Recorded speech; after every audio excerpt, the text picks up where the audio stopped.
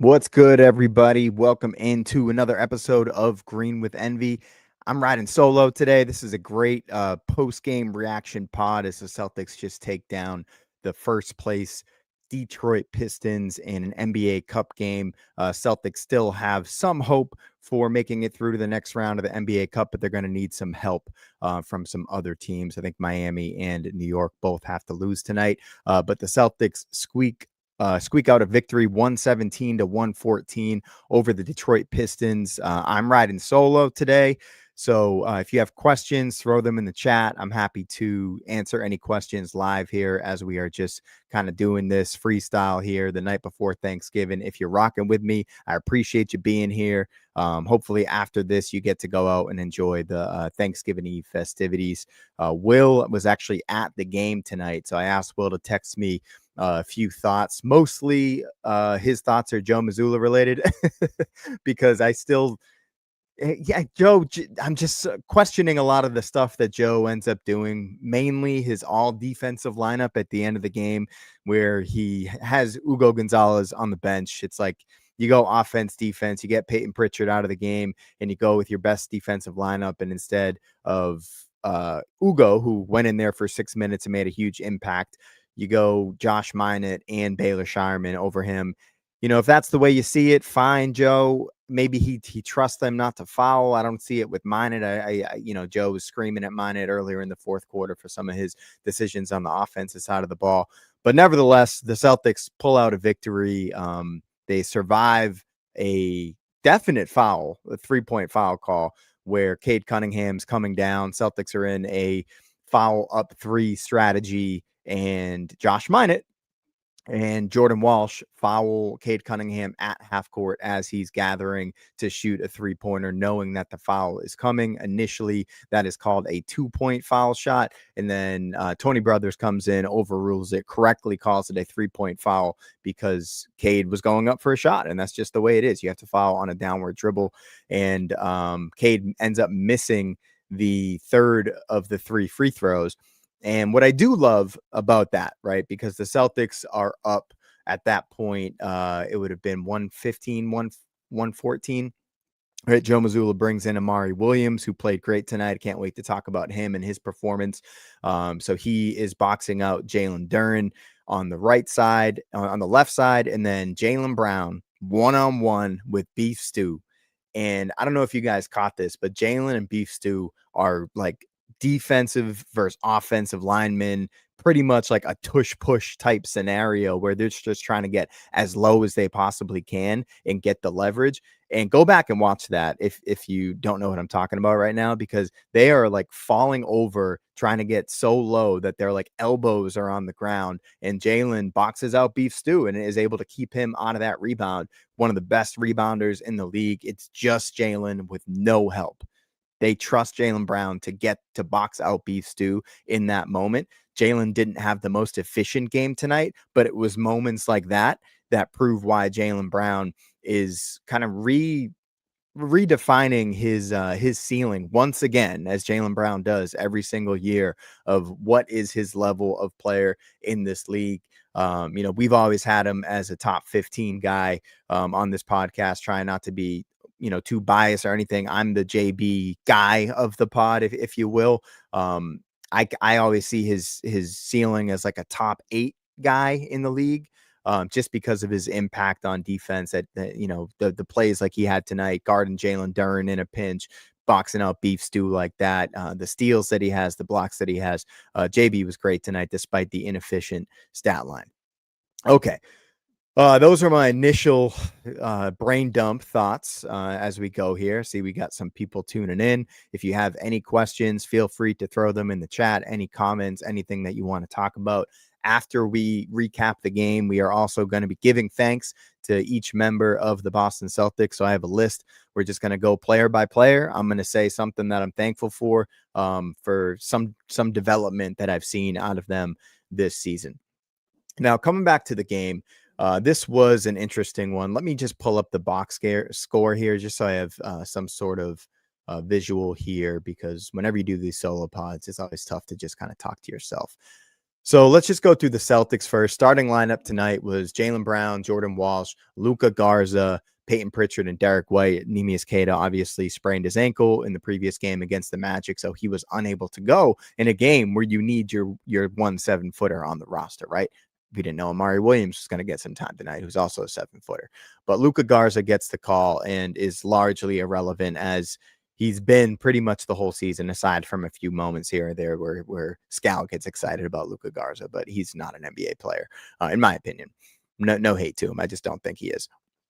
And he goes 11 minutes. And Joe Mazzulla, one of the things that I did like about Joe tonight is he realized Luka was overmatched against this athletic Detroit team. And he immediately decided, okay, Luka Garza is going to start the first quarter and the third quarter. But other than that, I'm going to match Amari Williams minutes with Jalen Duren minutes, which I thought was a really interesting move, putting all of that trust in, a rookie who hasn't played.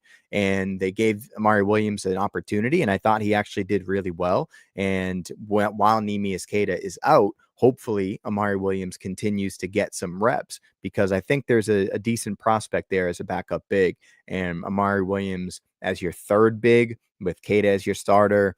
Who are you going to figure out at the trade deadline to work into as your second big? Amari Williams is your third big. I think that's has the potential to be a decent rotation. All right. So in the first quarter, we were really struggling. It looked like the Pistons might just put their foot down and just be like, hey, we need this win. NBA Cup game. We're the best team in the East, riding a 13-game winning streak or 14-game winning streak, whatever they were on. And Asar Thompson came out playing great defense. Jalen was struggling. I think he was like 1 for 8 in the first quarter, just bricking mid-range shots, not able to finish around the rim, turning the ball over. Just a pretty bad first quarter out of Jaylen Brown. But come to the rescue, Baylor Shireman, who I've been low on. I'm not going to mince my words here. I didn't think Baylor Shireman had anything to offer this season. Joe clearly trusts him. Joe trusts him for a couple of reasons. One, he's already trusted him on challenge calls twice this season. One of them was tonight, which they won, and one of them was a couple of games ago, which they also won. Right. So Joe clearly trusts Baylor Shireman. He likes something about him. He's proven that he's a better defender than I ever could have hoped. And I think there's a role for Baylor Shireman in the NBA because he can shoot. He's a good passer, as you saw that ridiculous inbounds pass to Derek White when we needed to get the ball in bounds at the end of the game. He just threw an absolute dime, former quarterback, over Derek White's shoulder with Jalen Duren, just chasing him down. I thought that was an unbelievable pass. But Shireman carried the team in the first half, in the first quarter, when everybody else was struggling. I think he had 10 of his 13 points. Maybe it was all 13 points in that first half. But he goes 5 for 7 from the field in 30 minutes of action. Baylor Shireman getting 30 minutes of action against the number 1 team in the East. I thought that says a lot about what Joe Mazzulla thinks about Baylor Shireman. 3 for 5 from 3, 13 points, 3 rebounds, and 1 assist. I thought Baylor was great. I thought Baylor was great tonight. We needed him. We don't win that game without him. I still don't understand what Joe was doing with Ugo, who only played 6 minutes and was great in that 6 minutes. But nevertheless, Baylor deserved his flowers tonight. Jaylen Brown started to get it going in I think it was either in the second quarter or at the end of the second half. Let's see. Okay, yeah. So I'm just looking at my notes really quickly here. JB was 1 for 8 in the first, and then 12 points in the second quarter. That's when he started to get it going. So Baylor carried the team in the first quarter. Jalen picks up the slack in the second quarter. As Mark Jones called out on the broadcast, they were pigeon hunting Duncan Robinson. And Jalen, great two-way play to close out the half, had a couple of steals. I thought Jalen was the reason the Celtics stayed in the game in the second quarter. Amari Williams, as I mentioned, big minutes without Queta. He had a couple of blocks, I believe, in this game, and he's huge, man. He's a legit 7-footer with a great wingspan. To me, Bill Simmons has been talking a lot about how Neemias Queta reminds him of DeAndre Ayton, something that I've been saying for the past couple of years. Amari Williams, I don't see the difference between him and James Wiseman coming out of college, other than age. Right, 7'1", big lefties with some playmaking skills. Neither of them can shoot, big around the rim. So Amari Williams, I actually think there's a decent prospect there. James Wiseman obviously never turned into the prospect that everybody hoped that he was coming out of Memphis. But, there's something there with Amari Williams, and I'm excited to kind of see him over the next couple of weeks.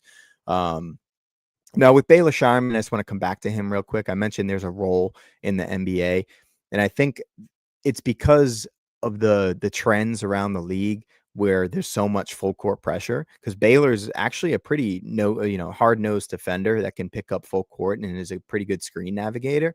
So if he's getting 20 minutes a night, 15 minutes a night, where all he's doing is full court pressure, TJ McConnell style, and then shooting three-pointers, I think Baylor Sharman could have a role in the NBA as it continues to trend towards a more fast-paced 94 feet environment.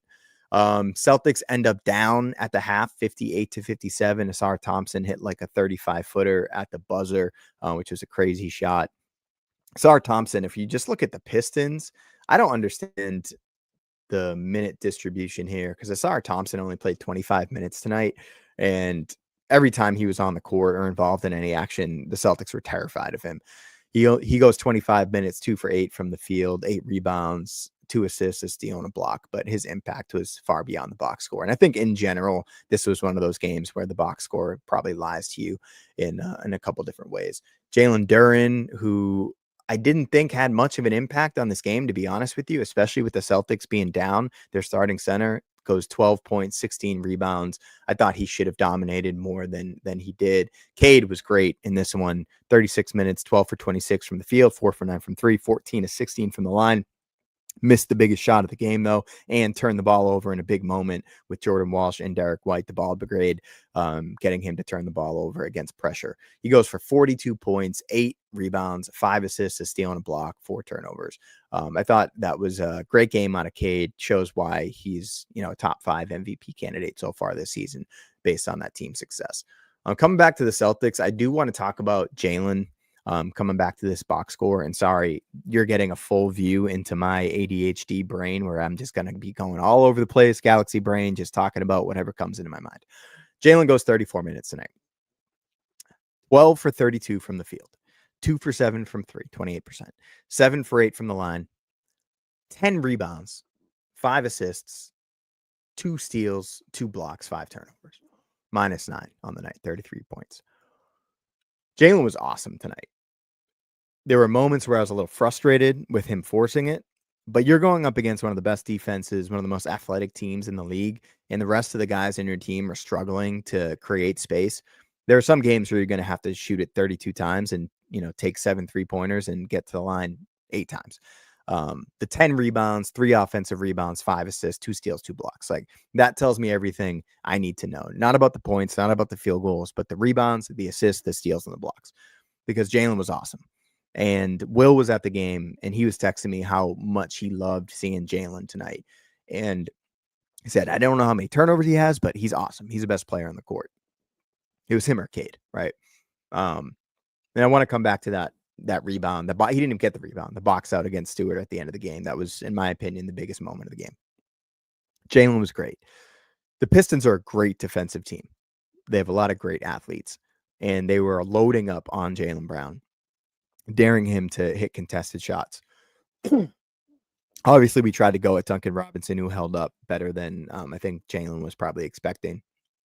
But Jalen had to do all of that. He had to shoot it 32 times. Peyton Pritchard couldn't get his shot off tonight. He ended up going 10 field goal attempts, a game where Pritchard historically in the past gets a lot of shots against the Pistons. That team has changed a lot.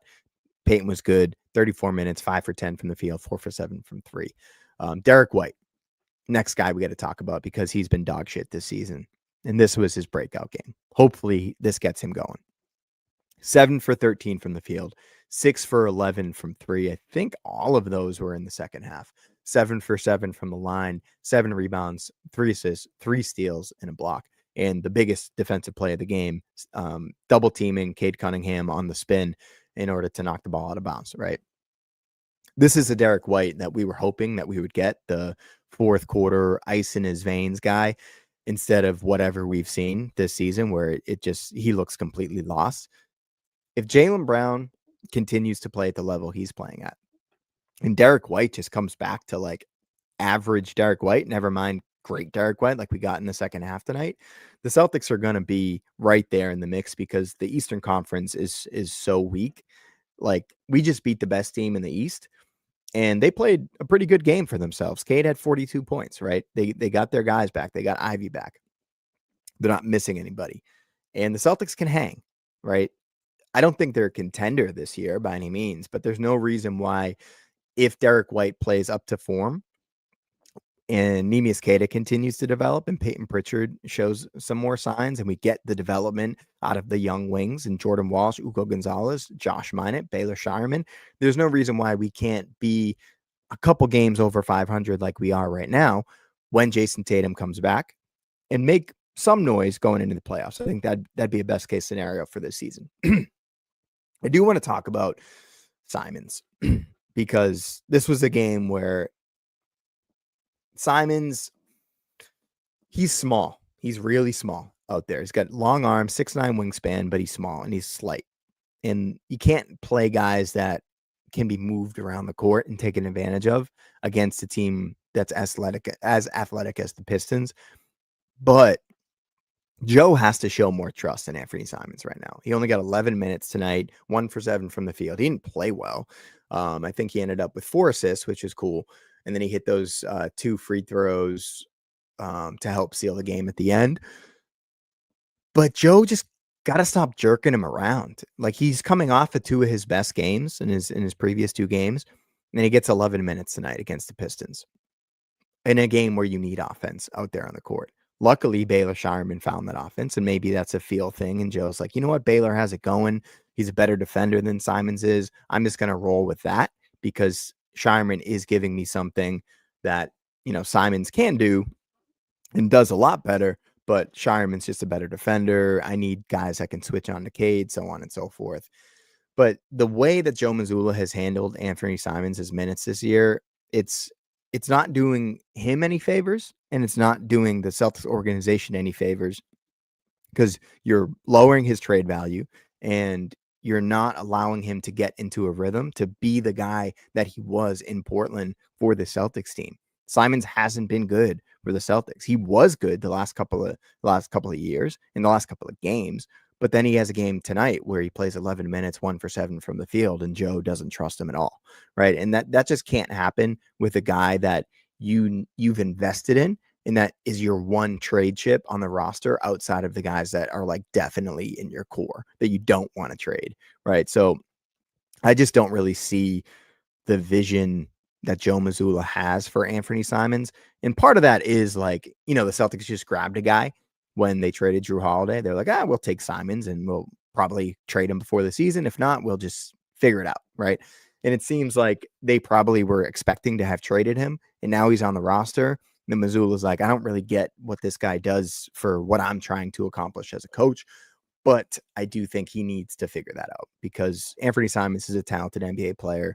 I don't think he should start over Pritchard or anything like that. But just like Neemias Queta being out for a few games with a sprained ankle is going to open up some eyes on Amari Williams, maybe there's a world where Peyton Pritchard ends up, tweaking an ankle or something like that, needs to sit out a game, or his minutes are high, back to back, something like that, where we get to see Simons in an elevated role as a starter and just to do a little bit more because he's trying hard on defense. He's hitting open shots. He's had his moments, but he has no rhythm. And I think a lot of that has to do with the role that's been given to him and how Joe Mazzulla has not gone out of his way to make him feel comfortable in the offense. Okay. Let's go to the standings right now. Let's just check in on the standings because I haven't looked at the standings in a little bit and see where the Celtics are at. So Celtics are now 10-8, sitting in 8th place. We've got the Pistons at 15-3, Raptors, my pick to make it to the Eastern Conference Finals this year, 13-5. Miami Heat continuing to surprise at 12-6, Cavs at 12-7, Knicks at 10-6, Hawks at 11-8, Magic at 11-8, Celtics 10-8, Bulls 9-8, Sixers 9-8, and the Bucks 8-10 without Giannis. So we're in a pretty good spot right now. There's no reason why we can't hang with teams like the Hawks. right? And the Heat. The Heat are playing great. If you haven't watched the Heat, go watch them. But I think the Celtics, there's a world in which the Celtics exceed my expectations for this season. I had them as a playing team, but watching the basketball that I've been watching, um, the teams that I thought were going to be clearly better than the Celtics, I don't think are clearly better than the Celtics right now. That's the Hawks. That is the Magic. That is the Raptors and Pistons. I think the Pistons are definitely better. I want to see the Celtics against the Raptors. I think that'll be fun. But Celtics are in good spot, man. Two games over 500. I was really down on the team after they lost to the Nets the other day, as Jalen was, and he called himself out. He called the rest of the guys out, and he was like, "This is unacceptable." They bounced back an important game against the Magic, who are undermanned, and on the second night of a back-to-back. That's a game you should win. They did win, right? They get back over 500, and then they come into this game against the Pistons, and you're just hoping they can eke out a victory, a miraculous victory. And they played the Eastern Conference number 1 seed better than a lot of teams have played them this year. And they fought tooth and nail until the end of that game. And they pulled it out despite making some dumb mistakes and some dumb coaching decisions. So feel pretty good about that. All right, we got a comment here from Bob the Gamer. What's up, Bob? How we doing? We're just recapping the game. We're about to move on, but if you got any questions, feel free to throw them in the chat. Who am I talking to? I'm talking to you, Bob the Gamer, and I'm talking to the rest of the world. All right, let's go to the things that I am thankful for this season. I just gonna go one by one. One thing I'm thankful for every member of the Boston Celtics. Jaylen Brown. Let's start with Jaylen Brown. I'm thankful for Jaylen Brown for so many reasons. But one thing I want to bring up for Jaylen Brown is just his return to the mid-range this year, which has been well documented at this point. Noah Dalzell wrote a great piece going deep into the trends around the league and talking to different coaches. A really well-written piece by Noah. I shot her a message on Slack, just letting her know that she's killing it, doing a great job. So that was a fun read. But despite Jalen struggling from the mid-range tonight, let me actually pull that up. Let me go back to the box score here, because Jalen, I don't know if he hit a mid-range shot tonight. Let's go game charts. Jaylen Brown. He had, okay, so he actually hit more than I thought. He ended up with 1, 2, 3, 4 above the foul line out of 1, 2, 3, 4, 5, 6. So 4 for 10, 40%. He's been shooting over 50%, so a little bit below his season average. A lot of shots in the paint for Jalen, a lot of misses in the paint. That's where a lot of his misses were. He had 1, 2, 3, 4, 5, 6, 7, 8, 9 misses in the paint tonight. And that's part of that's just the Pistons and their defense. But going back to what I'm thankful for is Jaylen Brown getting back into the mid-range and just playing basketball as a sport and not as a math problem. And that's what I really like about a lot of the guys in the NBA right now, is that there's this movement away from the analytics movement and back into just hoopers hooping. Like SGA is just a hooper. Nikola Jokic is a hooper. Giannis is a hooper. He's not shooting a million threes like he was a couple of years ago, right? He's just like, I'm going to fucking go to the lane. I'm the biggest guy in the court. I'm the most athletic guy in the court. Like, there's all these guys around the league that are starting to just play the game and not play the numbers. And I really appreciate that Jaylen Brown is one of those guys. We've been lucky this season to get peak Jaylen Brown season. All right, Derek White. Aside from tonight, where he was great, Derek White has had a down season, but he did it tonight. And one thing that I continue to love about Derek White is his full speed sprint to knock the ball away from somebody in transition. He does it seemingly every other game. But what I love about it is not the fact that he does it. It's the moment where he realizes, I'm going to sprint back. And this guy has no idea I'm coming in from behind, right?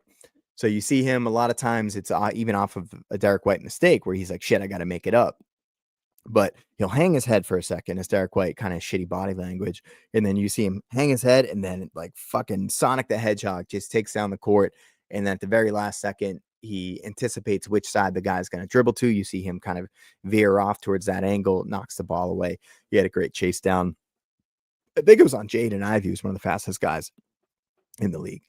Peyton Pritchard, just like Jaylen Brown going into the mid-range, I think Peyton Pritchard I'm thankful that he's leaning into his Jalen Brunson bag, as I like to call it, the playing off of 2 feet, digging into guys' hips and making sure that he's always ready to fade away into space, right? And he's been really efficient, not as efficient as Jaylen Brown is, but he's been really efficient this season shooting out of the mid-range. And I love that he continues to develop that bag. It's got some elements of Jalen Brunson to it. It's got some Kyle Lowry to it. Those undersized guards that play off of 2 feet. I think Peyton Pritchard's doing a wonderful job with that. Neemias Queta. I'm going to say I'm thankful that Neemias Queta is inspiring others like Bill Simmons to see the DeAndre Ayton in him, right? And that's something that I've compared Queta to Ayton for a couple of years now. One, I just think they kind of look alike. And then 2, I think they actually are starting to play alike. And Ayton's having a good season for the Lakers. He's underwhelming, obviously, as a number 1 pick.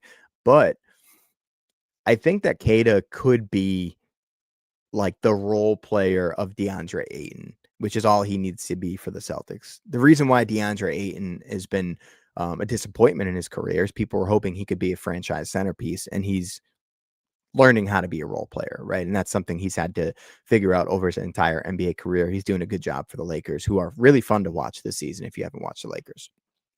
All right. Jordan Walsh. Love making the Andre Iguodala comparison. Once again, I just think they kind of move alike on the court, but you're starting to see the Andre Iguodala-like potential on the defensive end out of Jordan Walsh.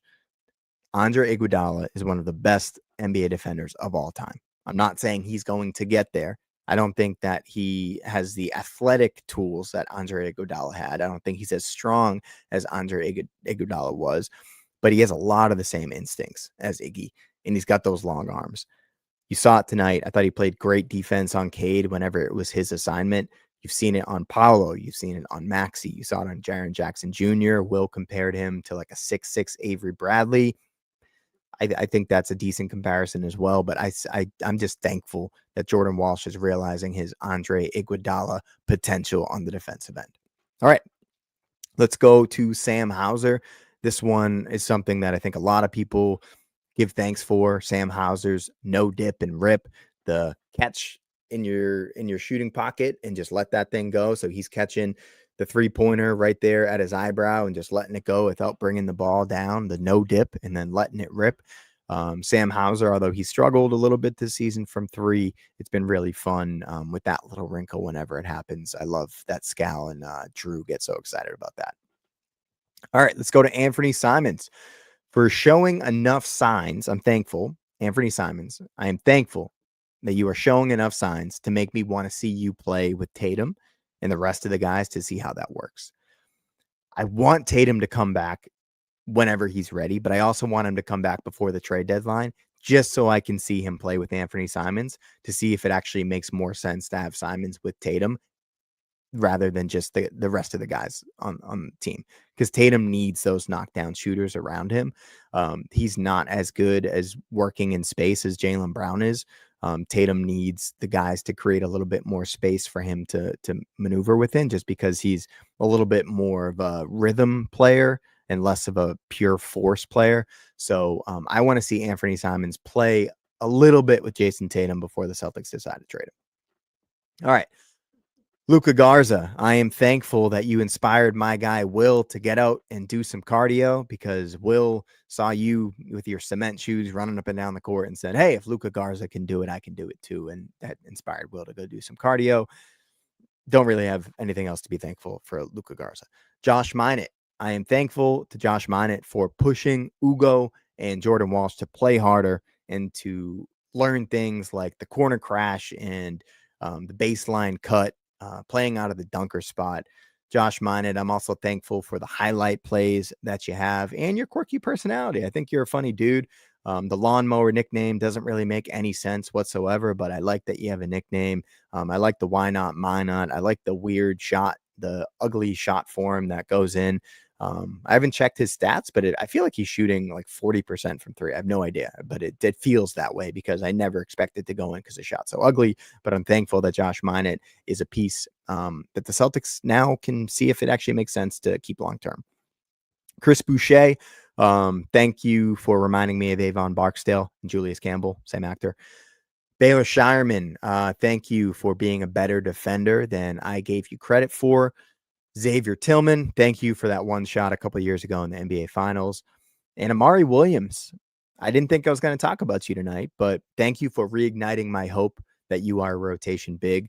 I said one of my bold predictions in the preseason was that Scal was going to call Amari Williams the steal of the draft.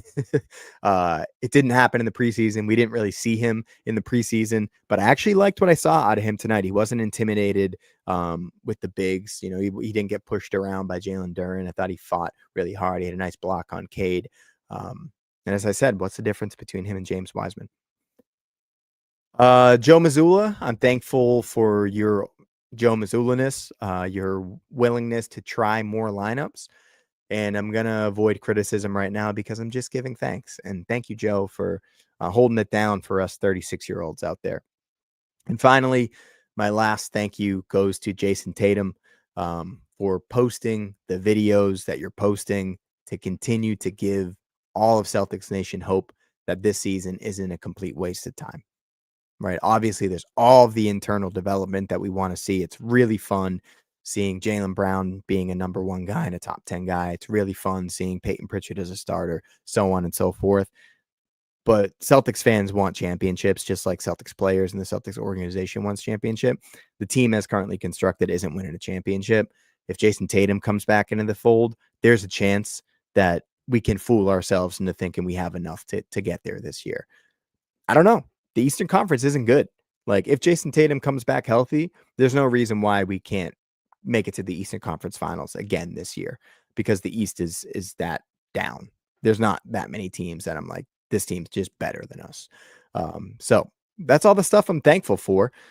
Let's see. Mouthpiece, shout out to you, Mouthpiece 617. What up? What up? We are 30 minutes here. The solo pods are always tough. Let me see if I have anything else to talk about here or anything that you guys want to talk about. Night before Thanksgiving, I'm not going out tonight. Hopefully you guys are. Hopefully you get to go out and have some fun. My little guy is actually sick. He's got hand, foot, and mouth disease. If you don't know what that is, it's disgusting. Second time he's got it, and we're just dealing with that. It's got blisters all over him. It's gross. He's been crying every night, so we've been not sleeping at all. But it's great that I get to do these podcasts, watch the Celtics. Danielle, my fiance, watched a game with me tonight. Really cool. I'm going to go hang out with her, probably watch a movie or something, and get some quality time there. But for everybody out there, thank you for tuning in to Green with Envy. Like and subscribe as always. Leave a comment on the pod. Let us know something that you're thankful for, whether that's life related or Celtics related. Would love to hear from you guys. Any feedback, as always, is appreciated. And with that, that's going to do it. Signing off. Coach of the pod, Greg Manakis. Will should be back on Sunday. Peace, everybody.